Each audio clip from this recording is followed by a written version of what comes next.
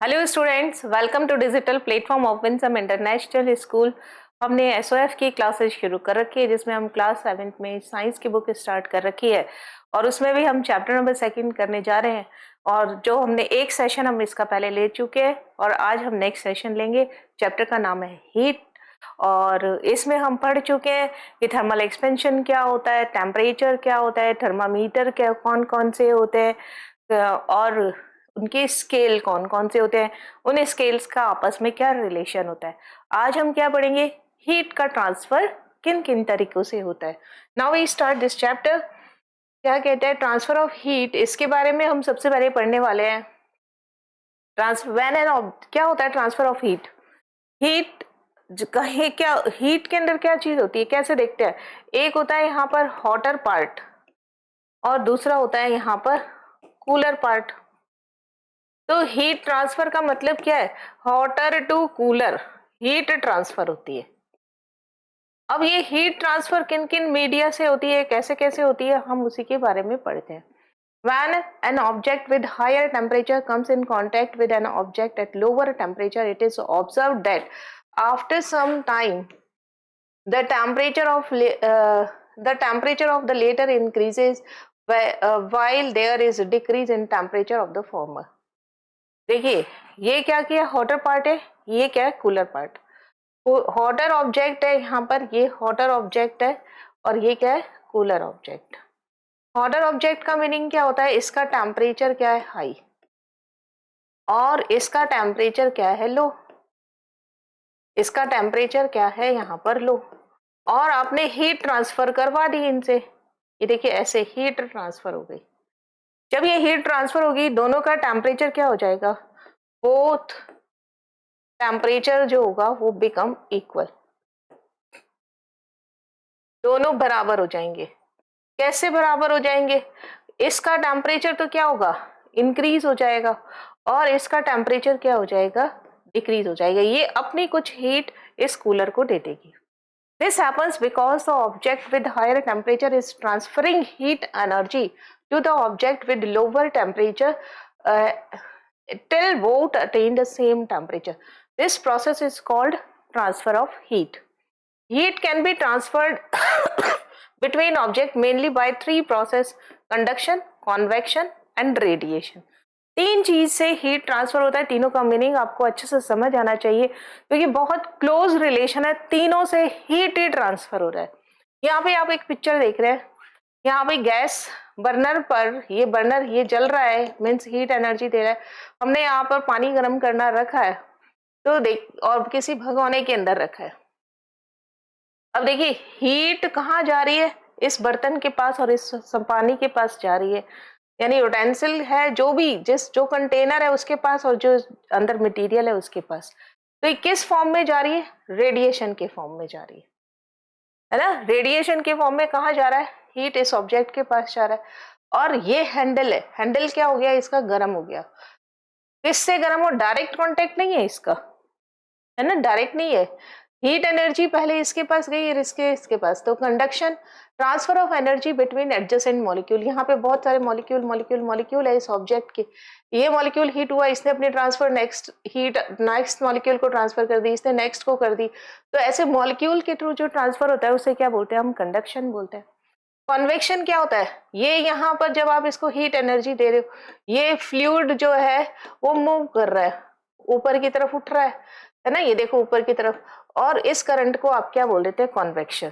तो तीन तरीके से हीट ट्रांसफर हुआ, एक रेडिएशन के थ्रू हुआ, एक कंडक्शन के थ्रू हुआ और एक कन्वेक्शन के थ्रू हुआ। वन बाय वन हम इसको और ज्यादा डिस्कस करने वाले हैं। सबसे पहले conduction, the process of transfer of heat from the hotter end to the colder end of a body without any movement of molecules of the body is called conduction of heat. क्या कह रहा है देखिए, transfer of heat from hotter end to the colder end of a body. Body या object या system एक ही बात होती है, बॉडी बोल दीजिए, ऑब्जेक्ट बोल दीजिए, सिस्टम बोल दीजिए, एक ही चीज है। Without any movement of molecules, molecules का मूवमेंट नहीं होता है, ये ध्यान रखना।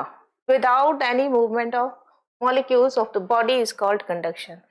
जैसा देखिए यहाँ पे आपको दिखाई दे रहा है, यहाँ पे इसने आयरन रॉड ले रखी है, ये रॉड ले रखी है और यहाँ से ये क्या कर रहा है, कैंडल है, कैंडल से इसे हीट कर रहा है, ये इसको क्या कर रहा है, हीट एनर्जी प्रोवाइड कर रहा है। और वन एंड यानी ये फर्स्ट एंड पे और हीट ऐसे ऐसे ऐसे करके ट्रांसफर हो रही है। कैसे ट्रांसफर होती है ये देखिए, ये यहाँ पे रॉड, रॉड के अंदर बहुत सारी आयरन रॉड है या कोई भी मेटल की रॉड है तो मॉलिक्यूल्स होंगे इसमें। अब ये मॉलिक्यूल क्या कर रहा है, हम आप यहाँ पे गर्म कर रहे हैं, थोड़े बड़े बना देती हूँ। हमने क्या किया, ये फर्स्ट एंड है और ये लास्ट एंड है, हमने यहाँ से हाथ से पकड़कर इसे हम गर्म कर रहे हैं, जहां से गर्म कर रहे हैं उसे हम क्या बोलते हैं, फर्स्ट एंड। तो ये इस मॉलिक्यूल ने क्या किया, इससे हीट एनर्जी ली और अब ये खुद के पास नहीं रखेगा, ये हीट एनर्जी इसको ट्रांसफर करेगा। ये हीट एनर्जी, मॉलिक्यूल का मूवमेंट नहीं हुआ है, हीट एनर्जी ट्रांसफर हो रही है। ये नेक्स्ट को करेगा, ये नेक्स्ट को, नेक्स्ट को, नेक्स्ट को, इस तरीके से इसके पास हीट एनर्जी पहुंच गई। तो यहाँ पे फर्स्ट एंड तो हमने गर्म किया, यानी ये कौन सा था, हॉटर पार्ट हो गया, और ये कौन सा पार्ट हो गया, कोल्डर कूलर पार्ट हो गया। तो यहाँ अब पहले ये गर्म हुआ, धीरे धीरे धीरे धीरे अब ये भी गर्म होने लग गया, इसे हम क्या बोलते हैं, कंडक्शन। मूवमेंट नहीं हुआ है किसका, मॉलिक्यूल का, सिर्फ एनर्जी का movement one molecule to another molecule हुआ है। Particles of material medium which are in contact generally transfer heat from one place to another.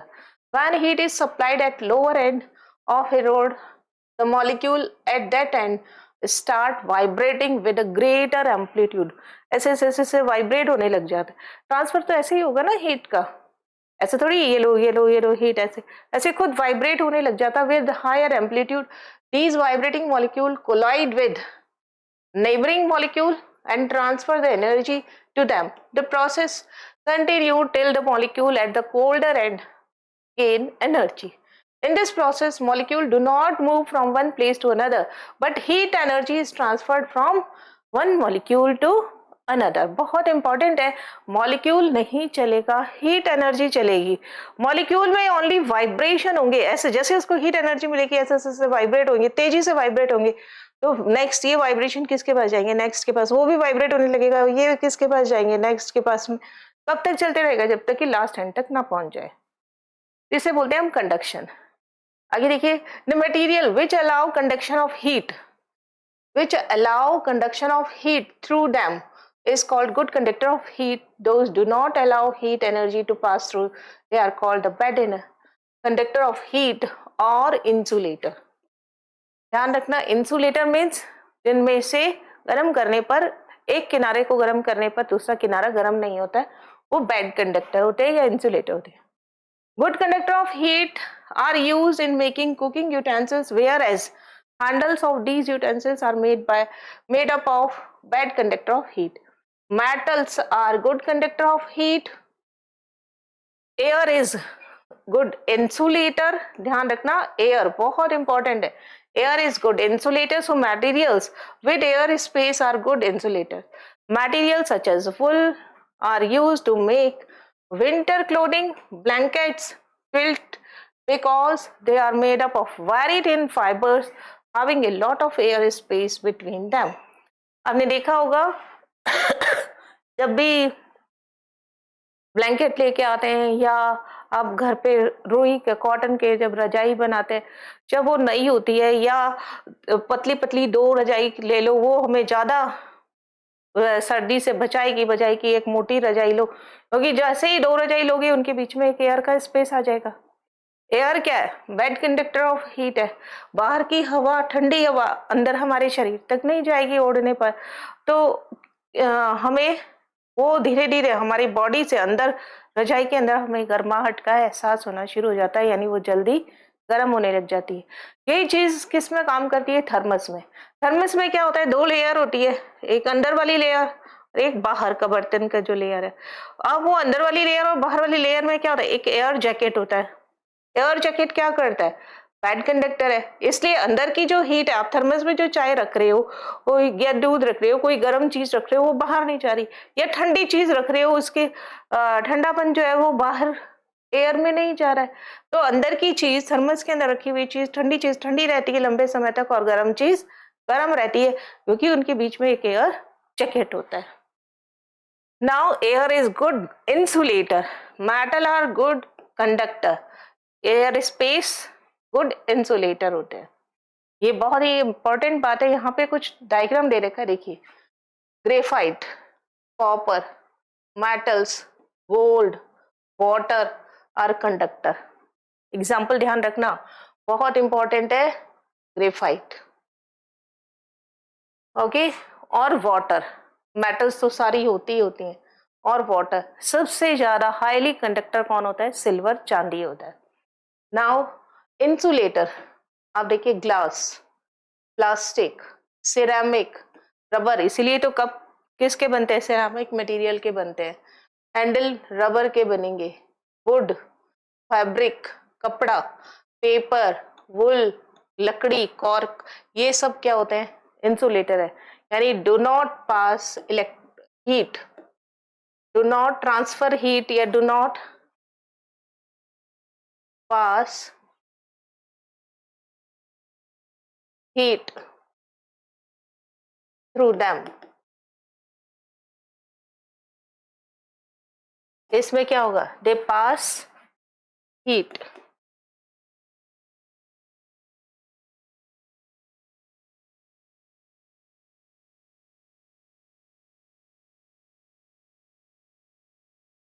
इनके अंदर से हीट पास हो जाएगी, इसलिए इंसुलेटर है, और इनमें से हीट पास नहीं होगी, इसलिए ये इंसुलेटर, और ये क्या होंगे? कंडक्टर। नाउ नेक्स्ट देखिए, कॉन्वेक्शन क्या होता है? नाम से पता चल रहा है, कॉन्वेक्शन मीन्स फ्लो, ऐसे ऊपर नीचे होना। क्या कहता है? It is the process of heat transfer. ये भी हीट ट्रांसफर का एक प्रोसेस है। In which the molecules of liquid और gas themselves move.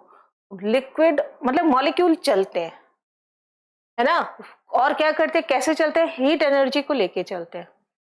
From carry heat energy from the hotter end to the colder end. आपने देखा होगा बहुत बार, जैसे अगर आपने कमरे में एसी लगा रखा है और उसका दरवाजा खुला रख दे, और एसी आपने चालू कर दिया, ऑन है, स्विच ऑन है, तो रूम धीरे धीरे ठंडा होने लगता है। पर अगर गेट खुला है तो वो बहुत धीरे धीरे ठंडा होगा, और अगर आपने गेट बंद कर दिया तो बहुत तेजी से वो ठंडा होगा। क्यों होता है? क्योंकि अगर आपने गेट खुला रखा तो जो कूलिंग हो रही है रूम की, वहां के मॉलिक्यूल्स कहाँ चले जाते हैं? बाहर चले जाते हैं। और जो गर्म मॉलिक्यूल होते हैं वो कहाँ आ जाते हैं? अंदर की तरफ आ जाते हैं। तो अंदर का एटमोस्फेयर फिर गर्म, ऐसे करंट चल गई, ठंडे से गर्म, गर्म से ठंडा, ऐसे, है ना। तो इसे हम बोलते हैं कॉन्वेक्शन। हीट एनर्जी को लेकर जाती है। When water is heated, the water nearer the flame gets heat up and hot water rises up. Colder water from the sides move down towards the source of heat to get heated up. As the process continues, the whole water get heated up. Here the transfer of heat is taking place, convection. ये देखिए, यहाँ पे आपको एक diagram दे रखा है। यहाँ पे आप क्या कर रहे हो? हीट कर रहे हो। ये फ्लेम है, और फ्लेम के पास वाले ये रेड वाले मॉलिक्यूल्स कैसे हैं? वार्म, और ये नीले वाले कैसे हैं? कूल है। तो ये देखिए, नीचे की तरफ क्या हो रहा है? हीट एनर्जी इसको डायरेक्ट मिल रही है, ये हीट अप हो गए। हीट अप होकर के कहाँ जाएंगे? ऊपर की तरफ। ऊपर वाले मॉलिक्यूल्स कहाँ आएंगे? नीचे की तरफ आ रहे हैं। ऊपर वाले मॉलिक्यूल्स कहाँ आ रहे हैं? नीचे की तरफ। तो एक करंट फ्लो गया, एक कॉन्वेक्शन फ्लो गया। कब तक चलता रहेगा? जब तक कि पूरा वाटर इक्वली हीट अप नहीं हो जाता। इसे क्या बोलते हैं हम? ट्रांसफर का जो मोड है वो क्या होता है? कन्वेक्शन। यहाँ देखिए, ये क्या दिख रहा है आपको? ब्रिजेस दिख रहे हैं। यहाँ पे क्या दिख रहा है? लैंड। और ये क्या है? वाटर एरिया, वाटर बॉडी है। वाटर बॉडी जैसे सी, समुद्र के पास वाले जो कोस्टल एरियाज होते हैं वो देखिए। और यहाँ पे आपके पास सन, डे टाइम है। डे टाइम में क्या होगा? लैंड जल्दी गर्म हो जाएगी, है ना, मिट्टी जल्दी गर्म होती है और पानी देर से। तो ये एरिया कैसा है, गर्म। ये देखो गर्म हवा ऊपर की तरफ, warm air from land, land से क्या आई, फॉर्म। अब यहाँ से क्या है, ठंडे ठंडे मॉलिक्यूल्स है, कहाँ से आ रहे हैं, वाटर से। ये कूल एयर हो गई फ्रॉम ओशियन। तो इसे क्या बोलते हैं हम, ब्रिज बोल देते हैं, है ना। सी ब्रिज और लैंड ब्रिज दो तरीके के होते हैं। Convection of heat gives rise to some of the intersecting natural phenomena such as sea bridge and land bridge. The equatorial and polar winds, equatorial and polar winds. During the day, the land gets heated up faster than water. The hot air above the land rises up due to convection of heat, and cool air from the sea rushes towards the land, filling up the space. This is called sea bridge. ये क्या है, यहाँ पे किसका example है, सी bridge का। During night, night में क्या होगा, उल्टा होता है। देखिए ये नाइट में क्या होगा, ड्यूरिंग नाइट या नाइट टाइम में क्या होगा, यहाँ पे क्या लैंड एरिया, ये पूरा लैंड एरिया है ना, ये लैंड एरिया है। और ये क्या है, यहाँ पे सी एरिया, समुद्र का है, सी एरिया, यानी यहाँ पे क्या वाटर। अब रात हो गई, रात हो गई तो ये क्या हो जाती है, जल्दी ठंडी होती है, जमीन रेत क्या होगी, जल्दी ठंडी हो जाती है, कूल हो जाती है। अब ये क्या हो गया, कूलर पार्ट हो गया, और ये क्या हो गया, हॉटर पार्ट हो गया। पानी देर से ठंडा होता है, और हॉटर पार्ट्स वाला क्या होता है, ऊपर की तरफ ऐसे चलेगा, कहाँ चलेगा, लैंड की तरफ। और लैंड वाला कहाँ चलेगा, यहाँ पर लैंड वाला कहाँ चलेगा, यहाँ पे स्पेस को फिल करने पे। इसे क्या बोल देते हैं हम, लैंड ब्रिज। कॉन्वेक्शन हो गया, मॉलिक्यूल चल रहे हैं हीट एनर्जी के साथ में। During night the water cools down more slowly than the land, so cool air from the land move towards the sea, causing a land bridge. ये क्या कहलाती है, लैंड ब्रिज कहलाएगी। जहां से ठंडी हवा आती है ना, वही ब्रिज होता है। अगर कूल एयर आपके सी से आ रही है, समुद्र से आ रही है, तो सी ब्रिज, और कूल एयर अगर लैंड से आ रही है तो लैंड ब्रिज होगा। नाइट में लैंड ब्रिज होता है और दिन के अंदर सी ब्रिज। जब बहुत तेजी से ये ब्रिजेस चलने लगते हैं तभी साइक्लोन डेवलप होता है, इसलिए कोस्टल एरियाज पे साइक्लोन जल्दी आते हैं। Similarly unequal heating of equator and polar results the trade winds.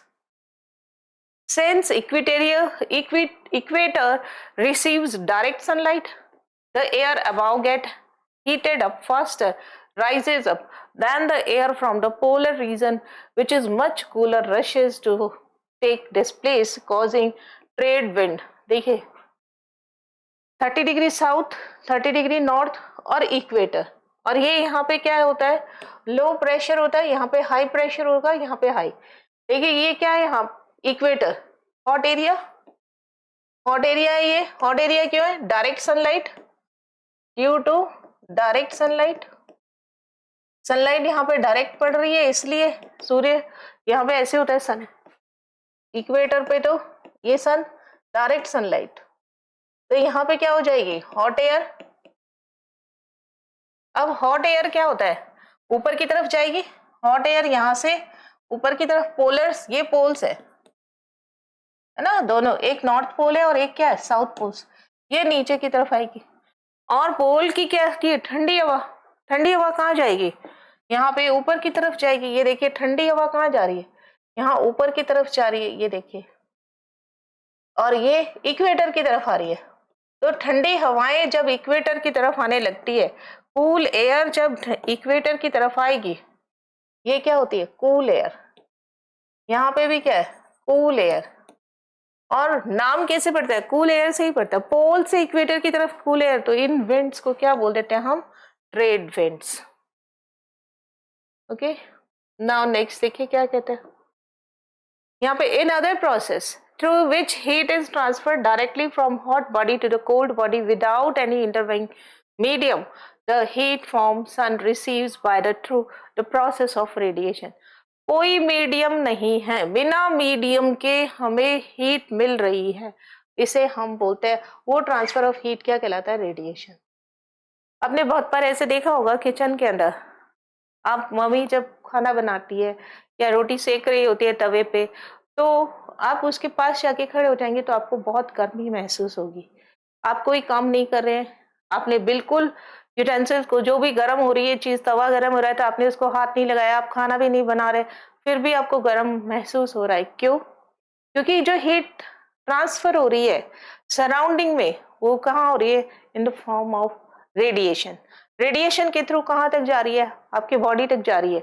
तो वो हीट एनर्जी आपकी बॉडी तक गई तो आपको क्या लगा कि एटमॉस्फेयर गर्म हो गया है due to radiation. Transfer of heat किसकी वजह से हुआ है? रेडिएशन की वजह से हो रहा है। Now radiation is the only process of heat transfer that can occurs is in the absence of any form of medium. देखिए रेडिएशन क्या होता है? Is the process, only process of heat transfer can occur in the absence of any medium. In the process of radiation, the heat energy is emitted from a hot body in the form of electromagnetic wave, EMW बोलते हैं। It is fastest mode of heat transfer. First sun से जो energy हमें आ रही है, देखिए दिन में सूर्य निकल रहा है या सूर्य है तो हमें हीट एनर्जी मिल रही है। ये हीट एनर्जी जो अर्थ तक हम तक पहुंच रही है वो किसकी वजह से पहुंच रही है? रेडिएशंस की वजह से पहुंच रही है। ये देखिए इलेक्ट्रोमैग्नेटिक वेव इस तरीके से होता है, यहाँ पे मैग्नेटिक फील्ड है, इस एक्सिस पे इस पे इलेक्ट्रिक फील्ड है और इस एक्सिस वे ऑफ प्रोपिगेशन। तो तीन चीजें होती है इलेक्ट्रोमैग्नेटिक वेव्स में। इलेक्ट्रिक फील्ड भी होता है, मैग्नेटिक फील्ड भी होता है, वे ऑफ प्रोपिगेशन भी होता है, और तीनों एक दूसरे के परपेंडिकुलर होते हैं। All hot object like solid, liquid, gas emit radiant energy. When radiant energy fall on an object, some part of energy is absorbed and some of it reflect. The amount of heat energy absorbed or radiated depend on the nature and color of the object. Dark color are good absorber of radiant energy, while light colors object reflect most of the heat radiation falling on it. जैसे ये सन है, यहाँ से क्या आ रहा है? Radiant energy आ रही है, और प्लांट्स क्या कर रहे हैं? इस रेडिएंट एनर्जी को एब्जॉर्ब कर रहे हैं। एब्जॉर्ब दिस एनर्जी किस फॉर्म में ये एब्जॉर्ब करेंगे? क्या कहाँ कर रहे हैं? In the photosynthesis process. Photosynthesis process, और उसे किस में बदल रहे हैं? कन्वर्ट किस में कर रहे हैं? Convert into chemical energy. इसमें कन्वर्ट कर रहे हैं केमिकल एनर्जी में। ये रेडिएंट एनर्जी, डार्क कलर के जितने भी कपड़े होते हैं वो क्या करते हैं? ऑब्जेक्ट होते हैं, वो सारी रेडिएशंस को एब्जॉर्ब करने का काम कर रहे हैं, और लाइट कलर के जो कपड़े होते हैं या ऑब्जेक्ट होते हैं वो थोड़ी सी एनर्जी को एब्जॉर्ब करते हैं, बाकी एनर्जी को रिफ्लेक्ट कर देते हैं। यहाँ देखिए पोलर बियर आपको दिखाया हुआ है, बहुत सारे सफेद कलर के फर होते हैं और उसके नीचे ये ब्लैक कलर की स्किन है। इसकी स्किन कैसी होती है? इसकी ब्लैक। ये फर कैसे होते हैं इसके? व्हाइट।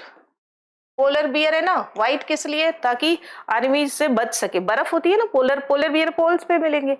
पोल्स पे क्या होती है? आइस होती है। आइस किस कलर की होती है? व्हाइट। इसके फर क्या होंगे? व्हाइट। लेकिन इन फर के नीचे इसकी स्किन क्या होती है? ब्लैक। ब्लैक स्किन क्या काम करती है?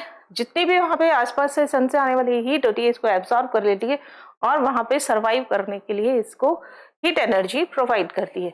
यही चीज लिखी है, the skin of a polar bear is black which helps it to absorb more heat from the सन।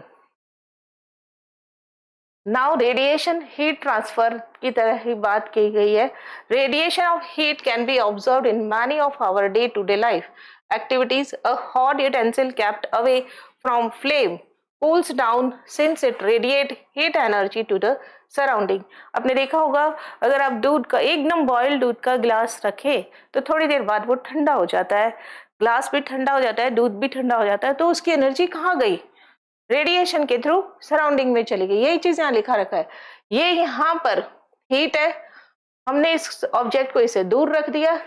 ये देखिए हाथ, ये हैंड आपको दिखाई दे रहा है ना, ये हैंड है, और आप उसे क्या कर रहे हो? सर्दियां है तो गर्म कर रहे हो, तो इससे क्या मिली? रेडिएशंस मिले, और रेडिएशंस हीट एनर्जी के फॉर्म में हीट दे रहे हैं और आपके हाथ क्या हो जाते हैं, गर्म हो जाते हैं।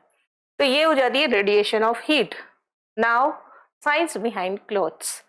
तो आपने देखा यहाँ पर हमने हीट का ट्रांसफर कितने तरीके से किया, 3 तरीके से, एक कॉन्वेक्शन, एक कंडक्शन और एक रेडिएशन।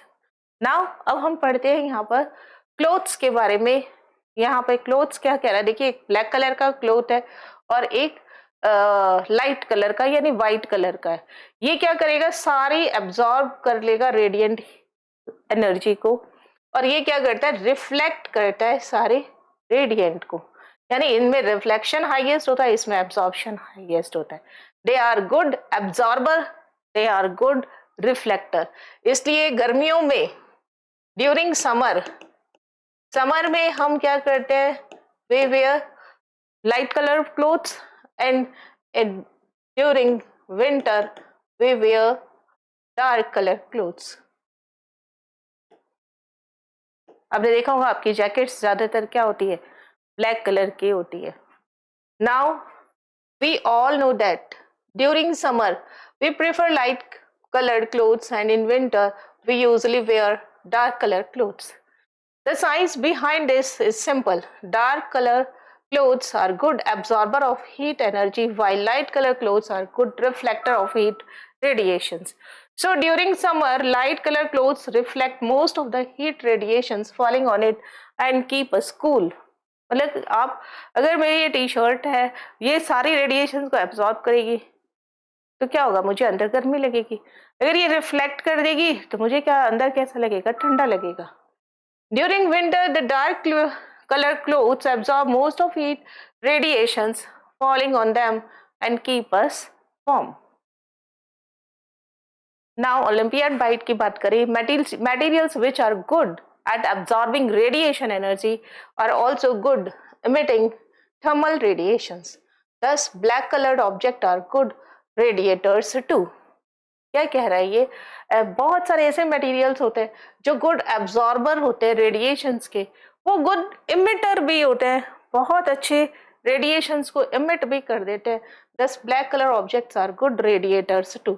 यहाँ देखिए यहाँ पे कुछ चीज को बर्न किया गया, हीट दिया गया है, लकड़ी को जला रहे, इसे हीट मिला, हीट कैसे ट्रांसफर हुआ, रेडिएशंस के थ्रू ट्रांसफर हुआ। और thermal energy radiates through space from the sun. यहाँ से क्या मिल रही है, सन है ये, सन से आपको क्या मिल रही है, radiation energy, thermal energy, radiation through air from fire. देखिए चेंज ऑफ स्टेट, एक नया टॉपिक। अभी तक हमने क्या पढ़ा, यहाँ पे ट्रांसफर ऑफ हीट के बारे में पढ़ा। अब हीट का जब ट्रांसफर होता है तो फिजिकल स्टेट में चेंज हो जाता है। फिजिकल स्टेट कौन सी होती है, 3 होती है, सॉलिड, लिक्विड और गैस। अगर आप हीट करोगे तो सॉलिड से लिक्विड बनेगा, लिक्विड से क्या बन जाएगा, गैस बन जाएगा। ठंडा करोगे तो प्रोसेस उल्टा हो जाएगा, गैस से लिक्विड बन जाएगा और लिक्विड से सॉलिड बन जाएगा। यही है changes of heat. Matters normally exist in 3 states, solid, liquid and gas. A transition from one state to another is called changes of state. 2 of these states are from solid to liquid and liquid to gas. 2 चीजों को change देखा है। ये देखिए solid से आप कहाँ आ रहे हैं, लिक्विड की तरफ आ रहे हैं, ये दिखाई दे रहा होगा शायद। This process is called melting. ये प्रोसेस क्या है, मेल्टिंग। और अगर आप उल्टा चल रहे हैं, मीन्स लिक्विड से इसकी तरफ आ रहे हैं, सॉलिड की तरफ, ये प्रोसेस क्या कहलाएगा, फ्रीजिंग। लिक्विड से अगर आप गैस पे जा रहे हैं, इसे बोलते हैं इवेपोरेशन। और गैस से लिक्विड पे आ रहे हैं तो इसे बोलते हैं कंडेंसेशन। ओके, सॉलिड से अगर डायरेक्ट गैस बना रहे हैं इसको बोलते हैं सब्लिमेशन। और गैस से सॉलिड हो रहा है तो इसे बोलते हैं हम डिपोजिशन। नाउ यहाँ पे देखिए क्या दिया हुआ है, फ्रीजिंग और मेल्टिंग पॉइंट। जिस पॉइंट पर सॉलिड से लिक्विड में कन्वर्ट होता है उसे क्या बोलते हैं, या एक ही बात है ना, उल्टा ही तो प्रोसेस है, सॉलिड से लिक्विड, लिक्विड से सॉलिड, तो पॉइंट तो एक ही होगा। सारा सॉलिड किस में कन्वर्ट हो जाए, लिक्विड पे, उसे बोलते हैं मेल्टिंग पॉइंट। और लिक्विड से गैस में कन्वर्ट हो जाए उसे क्या बोलते हैं, बॉइलिंग पॉइंट। वाटर का मेल्टिंग पॉइंट 0 डिग्री सेंटीग्रेड होता है और बॉइलिंग पॉइंट कितना होता है, 100 degree centigrade. The change of state happens when an object absorbs heat energy and there is an exchange of heat between the substance and the surrounding. जब भी state में change होता है तब ऑब्जेक्ट क्या करता है, एब्जॉर्ब करता है हीट एनर्जी, जिससे कि उसके एक्सचेंज हो जाता है हीट का between substance and surrounding. The temperature at which an object changes from solid state to liquid is known as melting point of substance. The temperature at which object changes from liquid state to gaseous state is known as boiling point of that substance. ध्यान रहे, pressure is constant, 1 atm pressure होता है। अब हम देखते हैं कि graphically कैसे इसमें फिजिकल स्टेट में चेंज होता है। देखिए यहाँ पर हम ग्राफ लेते हैं, यहाँ पर हीट, टेम्परेचर वर्सेस हीट का ग्राफ लेते हैं। वाई एक्सिस पे आपको टेम्परेचर लेना होता है और एक्स एक्सिस पे आपको हीट लेना है। ये कौन सा एक्सिस है, वाई, ये कौन सा एक्सिस है, एक्स। तो आपने हीट कौन से एक्सिस पे लेना है, एक्स पर, और वाई पे क्या लेना है आपको, टेम्परेचर। और आप देखिए टेम्परेचर क्या हो रहा है, आप हीट सप्लाई कर रहे हैं, इधर जाने पर, लेफ्ट टू राइट जाने पर आपको क्या हीट सप्लाई करना है, तो टेम्परेचर क्या हो रहा है, इंक्रीज हो रहा है। तो जब टेम्परेचर इंक्रीज होता है तो इसे बोलते हैं हम हीटिंग कर्व। कौन सा कर्व है ये, हीटिंग कर्व। ओके, और ऊपर की तरफ इंक्रीज हो रहा है, ये इंक्रीज हो रहा है। अगर डिक्रीज हो रहा होता है टेम्परेचर तो कूलिंग कर्व हो जाता।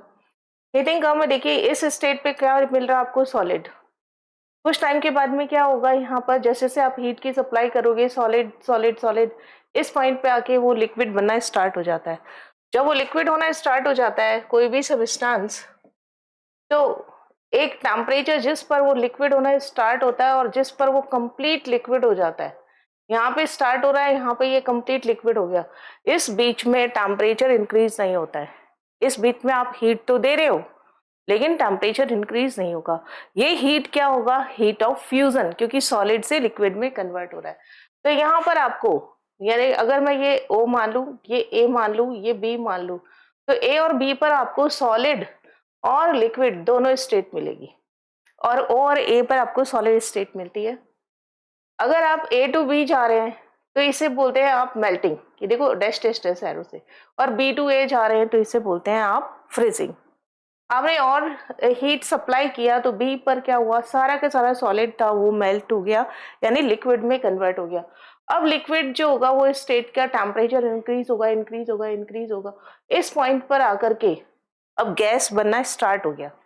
ये जो टेम्परेचर है, ये टेम्परेचर, ये क्या कहलाएगा यहाँ पर, बॉइलिंग पॉइंट। और ये सी से डी, अगर मैं इसे मान लूं तो सी से डी पर सारा लिक्विड किस में कन्वर्ट होता है, वेपर में कन्वर्ट हो जाता है, गैसियस स्टेट में कन्वर्ट हो जाएगा। अगर आप सी से डी की तरफ जा रहे हैं तो इस प्रोसेस का नाम होगा वेपोराइजेशन, और डी से सी की तरफ आ रहे हैं तो इस प्रोसेस का नाम होगा कंडेंसेशन। और यहाँ पे आपको दो स्टेट्स मिलेगी, एक लिक्विड और दूसरी कौन सी, गैस। तो लिक्विड और गैस दोनों स्टेट मिलती है किसमें, सी और डी में। डी पर सारा का सारा गैसियस स्टेट हो जाता है और फिर अब गैस का टेम्परेचर बढ़ेगा, यानी ई, डी टू ई आपको क्या मिलेगा, गैसियस स्टेट मिलेगी। यही चीज यहाँ लिखी हुई है। When heat is supplied to solid substance, initially its temperature increases steadily until it reaches its melting point. देखिए इंक्रीज हो रहा है जब तक कि वो मेल्टिंग पॉइंट पे ना पहुंच जाए। When it reaches the melting point, the heat energy is supplied to use for changing the state of the substance. अब जब वो मेल्टिंग पॉइंट पे पहुंच गया तब उसमें टेम्परेचर इंक्रीज नहीं होगा, जो हीट होगी वो चेंजिंग इन स्टेट में काम आ रही है। यानी ए टू बी में टेम्परेचर उतना ही है, हीट आप दे रहे हो, जो हीट होगी उसे हीट ऑफ फ्यूजन बोल दिया। And not in increase in temperature after the substance is completely converted into liquid state, its temperature again start increasing until it reaches boiling point. फिर से इसका टेम्परेचर इंक्रीज होगा जब तक कि वो बॉइलिंग पॉइंट पे नहीं पहुंच जाता। Thus, during the change of state, the temperature of its substance does not increase. The vaporization of the variation of temperature with heat energy supplied for water, as shown in figure. ये water का दिया हुआ है, और यहां से यहां तक जो हीट आप सप्लाई कर रहे हो इसे क्या बोलते हैं आप, हीट ऑफ वेपोराइजेशन। अलग पेन से लिख देते हैं, कलर से लिख देते हैं, हीट ऑफ वेपोराइजेशन। और ये वाला क्या कहलाता है, heat of fusion. Okay, next क्या कहता है ये, यहाँ पर देखिए यही चीज वापस से दी हुई है, हीट सप्लाई टेम्परेचर, ये सॉलिड स्टेट दे दिया, इसे बोल दिया latent heat of fusion. Temperature remains constant as solid turns into liquid. यहाँ आ गया लिक्विड स्टेट, यहाँ पर liquid to gas, latent heat of vaporisation, temperature remains constant as liquid turns to gas, और उसके बाद गैसियस स्टेट। ओलंपियाड बाइट की बात क्या कह रहा है, they heat energy per unit mass, per unit mass required to change substance from solid to liquid is known as latent heat of fusion। अगर हम यूनिट मास लेते हैं 1 kg लीजिए, 1 ग्राम लीजिए, उसका टेम्परेचर जो सॉलिड से वो लिक्विड में कन्वर्ट होता है, इसे बोलते हैं, तब हीट जो सप्लाई देते हैं उसे हम लेटेंट हीट ऑफ फ्यूजन बोलते हैं, LF। F इसमें फुट में आता है। Now from liquid to vapour state it is known as latent heat of vaporisation, LV। Now self test second क्या कहता है, land breezes it causes due to. Land breeze क्या होता है, अभी ही बताया भी था आपको, लैंड ब्रिज के अंदर ये लैंड सी एरिया है यहाँ पर, और यहाँ पर कौन सा एरिया है, लैंड एरिया। ये कौन सा एरिया है, लैंड एरिया, और यहाँ पे कौन सा है, सी ब्रिज या वाटर। तो यहाँ पे क्या होगा, कॉन्वेक्शन होता है, कंडक्शन, रेडिएशन, ये आपको पता होना चाहिए क्या होता है। कंडक्शन में क्या होता है, मूवमेंट नहीं होता है, हीट पार्टिकल्स का मूवमेंट नहीं होता, हीट तो आगे ट्रांसफर होगी, यानी एक एरिया को अगर आप हीटअप करोगे तो कोल्ड एरिया हीटअप हो जाएगा, ये कंडक्शन होता है। कॉन्वेक्शन में क्या होगा, अगर यहाँ पे डे टाइम होता है, डे टाइम में क्या होगा, हॉट एयर होगी, हॉट एयर किसकी तरफ जाएगी, सी की तरफ जाएगी, और यहाँ से कूल एयर जो होगी वो किसकी तरफ आ जाएगी, कूल एयर जो होगी वो किसकी तरफ आ जाएगी, लैंड एरिया की तरफ आ जाएगी। तो ये जो ब्रिज बन गया इसे बोलते हैं हम सी ब्रिज। क्या बोलते हैं, सी ब्रिज। अब ड्यूरिंग नाइट क्या होगा, ड्यूरिंग नाइट, नाइट में क्या हो जाएगा, यहाँ पर ये लैंड एरिया, ये लैंड एरिया, और यहाँ पे कौन सा है, सी एरिया। वाटर जो होता है ना वो देर से ही गर्म होता है और देर से ही ठंडा होता है। यहाँ से कौन सी एयर उठेंगी, हॉट एयर, और यहाँ पे क्या हो, किसकी तरफ जाएंगी, लैंड की तरफ। लैंड से क्या आएगा, कूल एयर आएगा। यहाँ पे क्या है, कूल एयर, ठंडी हवा नीचे की तरफ आती है, ये यहाँ की तरफ, इसे बोलते हैं आप लैंड ब्रिज। ये जो होता है ना जिसमें हीट के साथ साथ मॉलिक्यूल भी चलते हैं, ये क्या कहलाता है, कॉन्वेक्शन ऑफ हीट। ब्रिजेस हमेशा कॉन्वेक्शन की वजह से बनते हैं। Wool is used to take blankets and winter clothing because they absorb heat, air space between the fibers act as good insulator, they radiate heat, air space between the fiber are good conductor। देखिए air space जो होता है ना वो conductor नहीं होता है, insulator होता है। हीट रेडिएट नहीं करता है, एब्जॉर्ब नहीं करता, एयर स्पेस होता है। वुल के अंदर बहुत सारा एयर स्पेस होता है, और एयर स्पेस क्या होता है, गुड इंसुलेटर होता है, यानी उसे हीट ट्रांसफर नहीं होती।